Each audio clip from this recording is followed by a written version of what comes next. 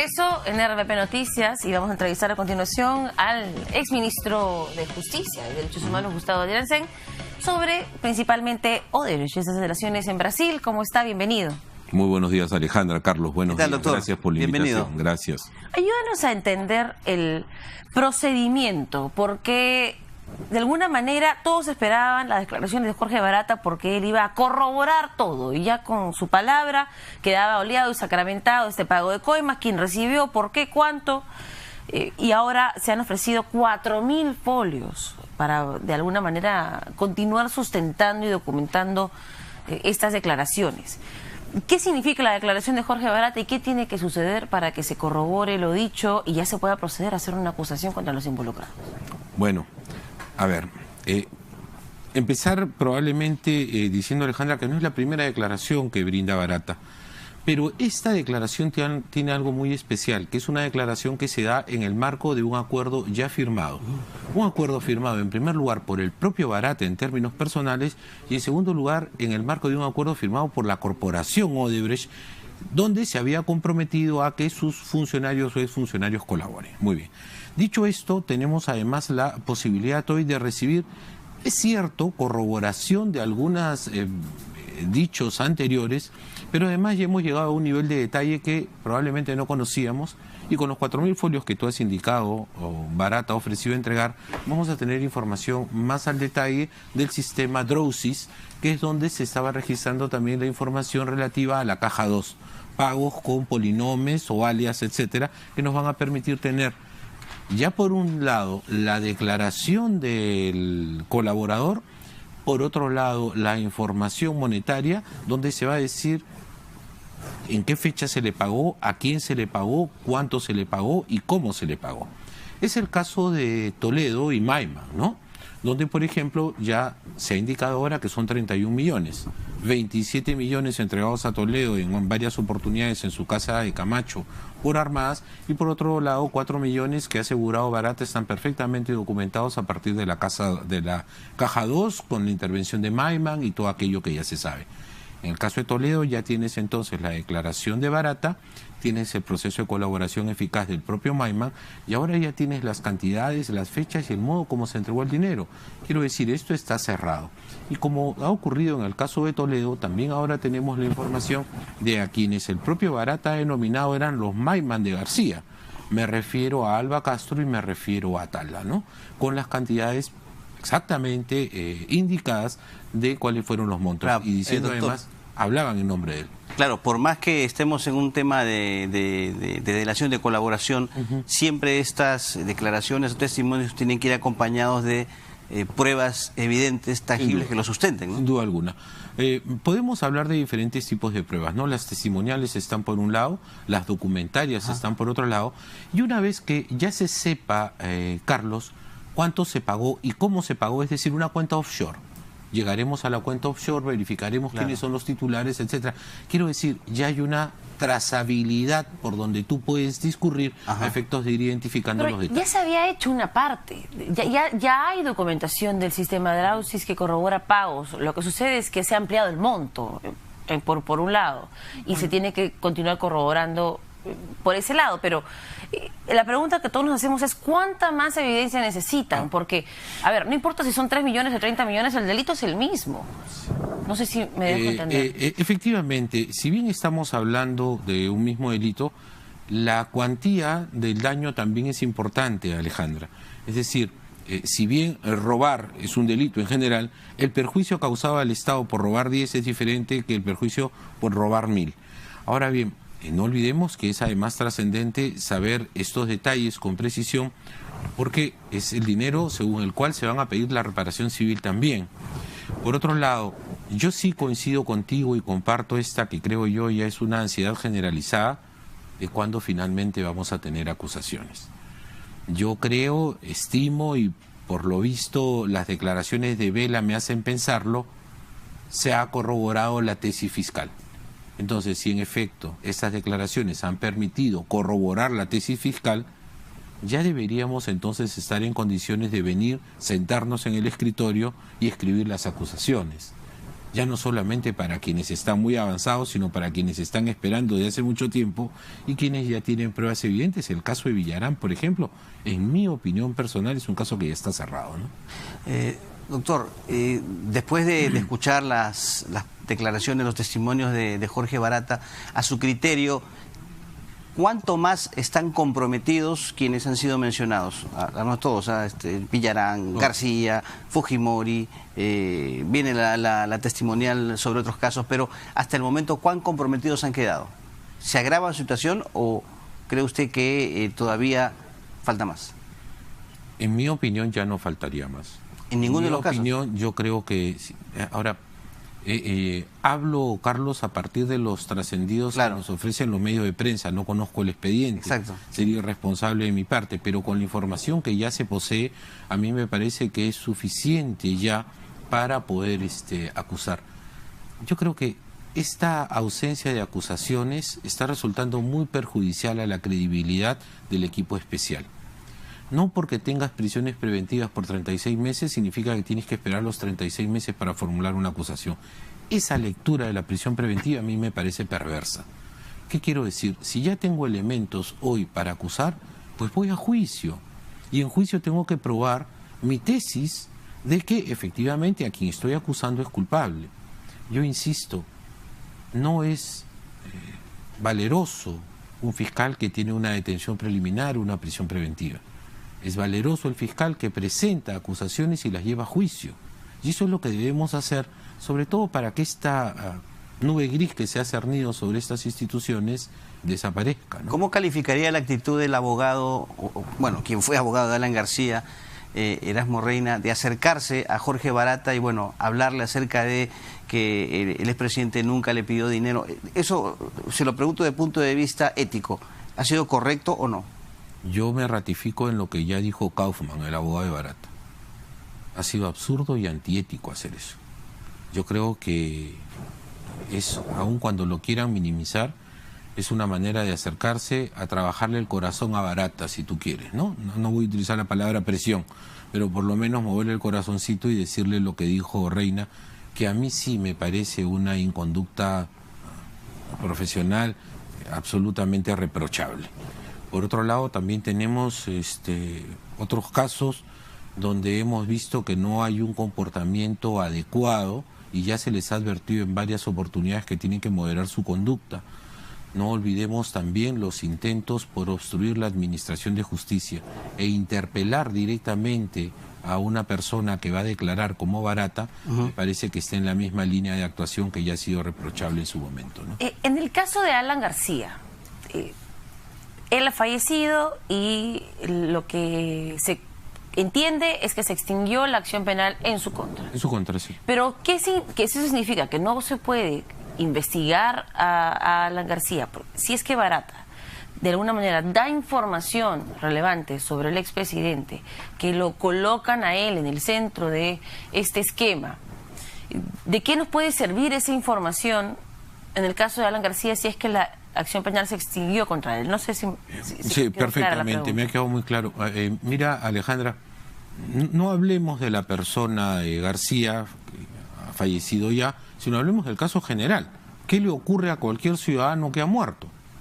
Cualquier ciudadano que muere y deja un patrimonio, ese patrimonio lo adquiere la sucesión, ¿no? Los herederos. Si se comprobase que parte de ese patrimonio proviene de un origen ilícito, ese patrimonio naturalmente puede ser objeto de un proceso de extinción de dominio para que el Estado se vuelva a hacer de él. Número uno. Número dos, si hubiese alguna reparación civil que pagar, los deudos tienen que afrontar el pago de esa reparación civil. Porque un heredero no solamente adquiere activos, un heredero también adquiere pasivos. ¿Correcto? Y finalmente, indicar de que si bien la acción penal se extingue con el fallecimiento de una persona, si esta persona ha estado actuando, por ejemplo, en el marco de una organización criminal, naturalmente las investigaciones continúan respecto de todos los otros que formaron parte de esta organización. No tiene nada que ver lo que yo he dicho con la memoria del difunto, no tiene absolutamente nada que ver con honrar lo que fue su vida, ni nada. Tiene que ver con un hecho legal estrictamente reconocido en la ley. Así es. ¿Los hijos entonces de Alan García podrían perder su patrimonio? si se llegase a comprobar en cualquier supuesto que los dineros objetos de la masa hereditaria han sido adquiridos, por ejemplo, el caso de un narcotraficante, ¿no? O el caso de cualquier delincuente. Naturalmente el Estado tiene que perseguir los bienes objeto del delito, y si están en manos de una sucesión de sus herederos, tiene que extraerlos y extinguir los dominios. Doctor, ¿cree usted que los fiscales han abusado, se han excedido en las peticiones de prisión preventiva? No hablo solamente en el caso, por ejemplo, de PPK, en términos generales, como para justificar proyectos de ley con el fin de regular ese tema. Mira, yo estoy en absoluto desacuerdo, Carlos, con que se vengan a modificar las figuras de la detención preliminar o la prisión preventiva. ¿Qué creo yo? Creo que es una herramienta muy útil, que ya tiene muchos años en el ejercicio de legal aquí, en la práctica. Lo que pasa es que hoy día ha aparecido, ¿no? y se han descrito sus, entre comillas, deficiencias, porque ahora está en cabeza de políticos. Pero la detención preliminar ha servido para llevar adelante investigaciones en contra del narcotráfico, en contra de criminales que han cometido horrendos delitos de sangre. Entonces, no podemos focalizar detención preliminar y prisión preventiva solo en cabeza de los políticos, que hoy día uno está viejito, que el otro está enfermo, que el otro no sé qué, que el otro los hijitos y todo lo que tú quieras. O sea, este tema de los políticos no tiene nada que ver con las instituciones. Lo que yo sí creo es que, siendo una herramienta legal muy buena, no está en muchos casos siendo correctamente utilizada. ¿Por qué digo esto? Porque me parece que en algunos de los casos no se ha tenido en consideración lo mínimo que se exige. ¿En qué caso, por ejemplo? Y proporcionalidad. Se me ocurre pensar que se han descuidado elementos vinculados a, como en su momento se dijo, el caso de Humala y de Heredia, ¿no? O sea, detienes a los dos padres, les quitas la casa y dejas a los niños. En el caso de PPK se dice, es un hombre de 81 años con padecimientos cardíacos, está grave y lo quieres engrilletar dentro de la unidad de cuidados intensivos de la clínica. ¿En el caso de Keiko Fujimori? En el caso de la señora Fujimori, por ejemplo, ¿se justificó? Dicen, en mi opinión, sí. ¿La prisión preventiva? En el caso de la señora Fujimori, sí. Pero lo que yo no estoy muy seguro, si en ese caso o en algunos otros, lo que tenía que ocurrir era que pongas una prisión preventiva tan extensa, 36 meses. Pregunto yo, por lo menos yo me considero una persona medianamente informada, no tengo ningún detalle o ninguna noticia de que el expediente Fujimori haya seguido avanzando. ¿Por qué se justificaría la prisión preventiva a ella?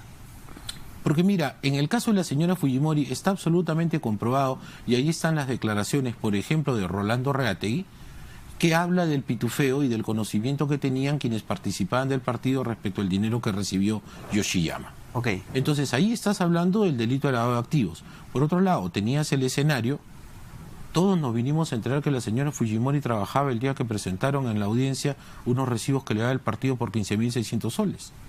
Nadie tenía referencia a aquello. Recordarás todas las bromas que se hacían respecto del empleo de la señora. Siempre se dijo que ella recibió una especie de sueldo de... Claro, y recién mostraron unas planillas donde efectivamente tenía una boleta que el partido le pagaba 15.600, el mismo sueldo del presidente de la República.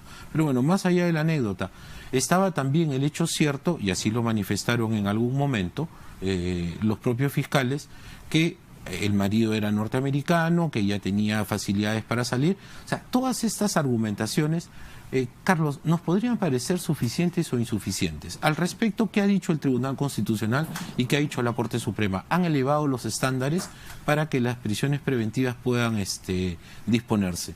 La pregunta entonces es, no es que la herramienta sea mala, Carlos. Lo que pasa es que quien utiliza la herramienta lo está haciendo mal. Estás utilizando una llave inglesa para abrir un pan. O sea, esas cosas tampoco son.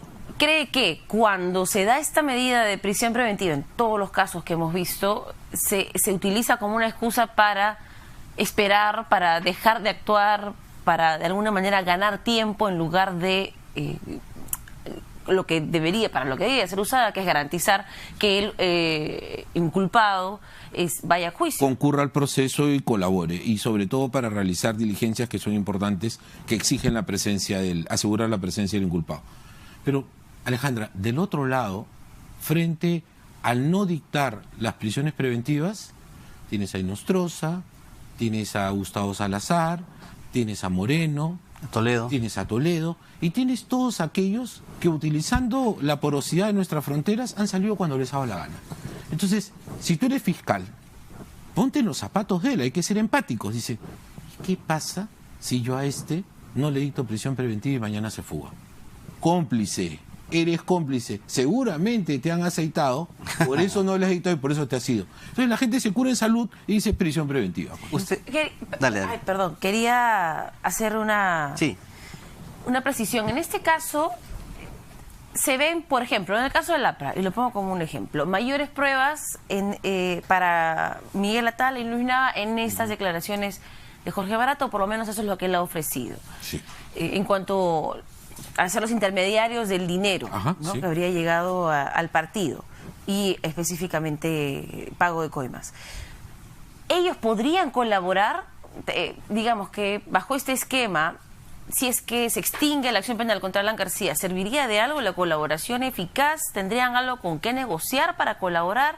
¿Cómo funcionaría en estos casos? Mira, a mí me parece que el caso de Nava y de Atala es sumamente delicado porque primero ya han sido repudiados por el partido, se les ha echado toda la culpa a Alba Castro y a Nava, por ejemplo, y los han dejado solos a su suerte. Si en ellos se comprueba realmente su responsabilidad en estos delitos, yo no tengo la menor duda que Alba Castro y Nava van a morir en prisión. La única solución que tendrían para evitar esa muerte es acogiéndose a la colaboración eficaz y diciendo efectivamente qué ocurrió. En el caso de Nava, lo han llamado el Maiman de Toledo. Él hablaba en nombre del presidente, era su intermediario, él me facilitó a mí, me abrió las puertas para entrar a Palacio de Gobierno y yo pude comprobar que, entre otras cosas, la interoceánica empezó a fluir rápidamente. Es decir, Nava era un facilitador de todas estas actividades. La misma actividad la tuvo que haber realizado Alba Castro cuando en el 2006 recibió aquellos $200.000. La pregunta es, ¿están dispuestos a morir en la cárcel ahora que estas declaraciones y los pagos naturalmente se van a corroborar o van a colaborar? ¿Pero qué figura utilizarían para colaborar? Nada, ofrecerse como colaboradores eficaces y brindar más información. Delito? Sí, naturalmente, la colaboración eficaz exige que el colaborador reconozca al menos un delito, ¿no? Y el reconocimiento de este delito no tiene que ser el más grave, puede ser el de la sanción penal más tenue y a partir de ahí colaborar, ¿no? Doctor, usted ha sido miembro del Ejecutivo. ¿Cree usted que hizo bien el presidente de la República al criticar estas figuras de la prisión preventiva y la detención preliminar? ¿Cree usted también que sería conveniente que el Ejecutivo presente un proyecto en torno a estas medidas para regularlas? A mí me parece que ha sido una actitud inoportuna, por lo menos, por no calificarla de imprudente. Es el argumento que están utilizando ahora los perseguidos. ¿Del presidente Vizcarra? Sí, sin duda, ya. Sí, me parece imprudente la declaración del presidente Vizcarra, inoportuna, porque cuando hablamos de separación de poderes, Carlos, hablamos de una pulcritud extrema. Y tratándose del presidente de la República, hablamos de el eje del equilibrio de poderes, de aquel que se tiene que asegurar que funcione el sistema. Entonces él, haciendo estas declaraciones, es como que mañana, imagínate tú, al presidente de la Corte Suprema diciéndole, cámbieme al ministro de Justicia porque es un inepto. ¿Tú crees que se puede admitir eso en un sistema democrático, un Estado constitucional de derecho? Claro que no. Entonces, ¿a quién le toca hacer las modificaciones legislativas si es que tuviesen que darse? Al Congreso de la República. ¿No sería en el caso del Congreso, perdón, una especie de conflicto de interés? Porque evidentemente hay líderes, bancadas, cuyos líderes están... A mí me parece absolutamente evidente. ¿A qué llegamos entonces? A que la institución permanezca. ¿Sabes qué pasa, Carlos? Que cuando la utilizaste en contra de tu adversario político, la aplaudiste. Pero ahora que han venido por ti, no, está muy mal. Es abuso, es un exceso. Entonces no, pues, ese doble rasero que ya la sociedad no permite, exige entonces que en la institución tal cual se siga aplicando para todos. Una reflexión especial a jueces y fiscales. Sean más prudentes. Actúen con razonabilidad, actúen proporcionalmente y actúen viendo cada caso en concreto, porque los casos no son idénticos, Carlos. Claro. No tienes que dictar 36 meses a todos. 36 meses es parte del reflejo de la ineficacia de nuestro sistema.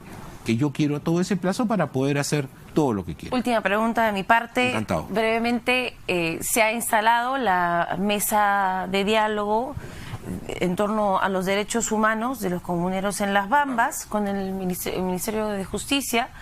Usted fue ministro de Justicia. ¿Qué le parece? ¿Cómo ha manejado esa cartera este conflicto? Bueno, esta es la primera ocasión en la que se sabe de la participación directa del ministro Ceballos después de su interpelación. Yo no tengo sino que saludar que el tema de justicia y derechos humanos esté presente en una de las 9 mesas técnicas que hay. En segundo lugar, saludar el esfuerzo del Ejecutivo por mejorar esta situación, pero me parece a mí absolutamente inviable que el señor ministro de Justicia vaya a cometer el error de pretender servir de puente entre los comuneros que están siendo investigados con el Poder Judicial o el Ministerio Público para que sus denuncias se archiven. Nosotros no podemos estar permitiendo que el Ejecutivo esté negociando sobre acciones que funcionalmente no le corresponden. Si existen investigaciones en contra de los comuneros, debe ser el Ministerio Público y en su caso el Poder Judicial quien llegue a determinar si hay o no responsable. ¿Está dando esa impresión, cree, con esta mesa de diálogo? A mí me preocupa muchísimo, Alejandra, que se esté hablando de que el Ejecutivo promueva una ley de amnistía que permitiría que estos comuneros investigados queden exentos de cualquier tipo de responsabilidad después de lo hecho. Porque si dejamos ese precedente aquí, mañana van a seguir tomando carreteras los huelguistas y al final de cabo no se les va a investigar por esos delitos, que son delitos evidentemente, sino se les va a tener que estar amnistiando. Y eso en mi opinión es intolerable. Muchísimas gracias. Gracias a ti, Gracias, doctor. Muchas gracias por su Carlos. presencia aquí en los estudios de RPP Noticias. 7:52. Pausa, regresamos.